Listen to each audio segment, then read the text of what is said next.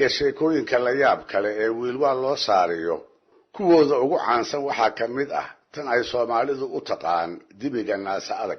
waa sheeko ay maahmaahi ka hadhay isla markaana inoo iftiimin karaysa sidoo mar walba badbaadada naftiisa isha ugu hayn jiray iyo guud ahaan gacantii birta ahayd ee uu ku maamuli jiray dadkii uu u tali jiray. waxaa la yiri wiilwaal waxaa la walaal ahayd gabar yar oo ay isku bah ahaayeen, xigaalada kale oo idilna uu ka soo dhawaysan jiray.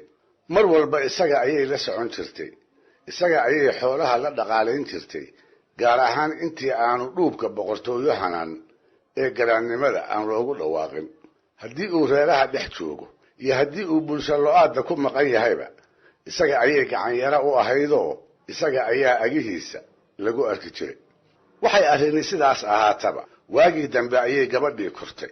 tuur bay muddoba lahayde maalintii dambe ayay tidcatayoo ka wiratay. waxay noqotay gashaanti guurgal ah oo sugaysa ninkii ay timahaas u furfuri lahayd. waxay soo baxday inan qurux dumar lagu wada kuunyey iyo bocor aan indhaha laga qaadi karin. xilligii la xodxodan lahaa oo guurkeeda ay barbaartu u tartami lahayd ayay gaadhay. sida gabdhaha la ayniga ee ay isku filka yihiin ayay waxay u bislaatay ragga gayaankeeda ah maalintii ay ka dhex dooran lahayd kii ay ooridiisa noqon lahayd, dabadeedna ay carruurta isu dhali lahaayeen. hase ahaatee taasi siday filaysay uma ay dhicin. gabdhaha waalkeeda ah halka habeen iyo dharaarba ay barbaartu ag dhooban tahay iyada midkoodna kuma soo hambaaso, iyada cidina xodxodo uguma timaado. waxaana jiray sabab maangal ah oo iyada iyo dhallinyaradii u soo hawoon lahayd kala fogaysay, oo yaa beer iyo wadna leh oo ku dhici karay in wiilwaal walaashii uu ku soo dhiirado. yaa isaga oo xodxodo doona inta golihiisa isa soo taaga gabadha soo hawaysan karay. nin waliba warmaha wiilwaal intuu ka baqay ayuu walaashiisna ka maarmay kana fogaaday. wuxuu barbaar waliba door biday inuu xidid kala yeesho oo reero kale uu xila ka doonto. ina ragsa ma quustee wiil baa isa soo kilkilay, wiil baa soo bareeray, wiil baa ku tashaday rag oo idili gabadhaa uu ka maagay inuu isagu isku biimeeyo. mararka ay keligee tahay intuu ilbaadsado ayuu dhagaha ugu shubaa sheekooyin ay dhab u rabto oo isaga mooyee aan weligeed cid kale kula soo dhiiran. lo'oley bay ahaayeene inta badan lo'da dhexdeeda ayuu kula kulmaa kadib markuu hubsado inaan walaalkeed carriga ka dhoweyn.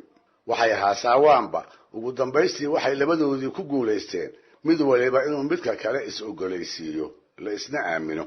ha yeeshee waxay mugdi iyo dhuumasho ku kulmaanba waxaa la gaaray wixii ay muddaba isu sheegayeen markii ay ka dhabayn lahaayeen. waxaa la gaaray markii ay yeelan lahaayeen aqal ay nin iyo ooridii ka yihiinoo ay qoys ku noqdaan.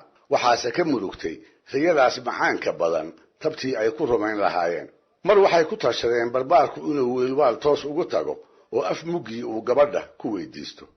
mar labaadna waxay isla heleen wiilwaal inay u daldaayaan oo degaankoodaba ka cararaan, dabadeedna ay dhul shisheeye isku guursadaan.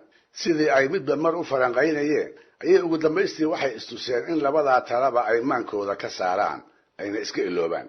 waxaa u caddaatay inaan midina suuragal u noqon karayn. maxaa yeelay waa mare waxaa hubaal ah inanka guurdoonka ah inaan naftu in badan ku sii jirayn hadduu geesinimo iska dayo oo inta wiilwaal hor fadhiisto uu walaashii ka doono. wuxuu u qaadan lahaa inanku inuu isaga isla soo simaayo, markaasna kurka ayuu hor dhigi lahaa. dhinaca kale wiilka iyo gabadhuba waxay garan waayeen geyigan uu ninku baarqabka ka yahay dhul aan ahayn oo intay isku guursadaan ay kaga nabadgeli karaan kuna dhaqmi karaan. si alla si ay wax yeelaan ayaa laga madoobeeyey. ilaa haddana sheekadoodu waa qarsoodi oo labadooda unbay ku eg tahay. cid kale oo la ogi ma jirto. cid kale oo ay arrimahooda kala tashadaanna lama arko. maxaa yeelay waxay ka baqayeen haddii la ogaado inuu wiilwaal maqlo dabadeedna uu qorshahooda dhexda ka kala jabiyo haddii uusan dilinba. ugu dambaystii waxaa tala keentay gabadhii oo jacayl darani uu ka saayid caleeyey. dhowr cisho oo isku xigta ayay barbaarkii waxay ka dhaadhicinaysay walaalkeed wiilwaal oo ifka saaran inaan guurkoodu sina meel mar u noqon karin. markaas buu ku yidhi, ma waxaad u jeedaa inaynu iska sugno inta uu ka dhimanayo? markaabay ku jawaabtay, maya maya, dhimashadiisa ma sugi karayno. inankiibaa inta su'aal kale ku celiyey ku yidhi, maxaynu haddaba yeellaa? dabadeedna iyada oo aan la gaban ayay ku tiri, waa in la dilaa oo weliba aad adigu gacantaada ku dishaa mar kaliya ayuu gabadhii ku dhaygay oo isaga oo aan isogeyn waxa uu la soo booday dil wiilwaal dilba yaa beer iyo wadnara oo ku dhaca yaa sadagnaan ka heli kara markaas bay tiri hoy nin baa alla kaa dhigay walaalkay goorta uu degan yahay haddii aan kuu sheego soo ma dili karaysid wuxuu ku jawaabay oo heedhe miyaa lagu maray yaaba arkay wiilwaal oo dagan miyaad imalgaysaa waxay tiri aniga ayaa arkay oo aqaan goorta uu degan yahay adigu nin ma tahay kolkaas buu isaga oo aan ku qanacsanayn talada ay soo jeedinayso waxa uu weydiiyey oo waa goorta uu degan yahay waxay ku jawaabtay waa fiidkii xilliga ay lo'dayadu golaha u soo hoyato ee si uu u liso uu weelka u qaato badanaa isaga oo hubkiisa dagaalka gacanta bidix ku wada haysta ayuu lo'dana midda midige ku lisaa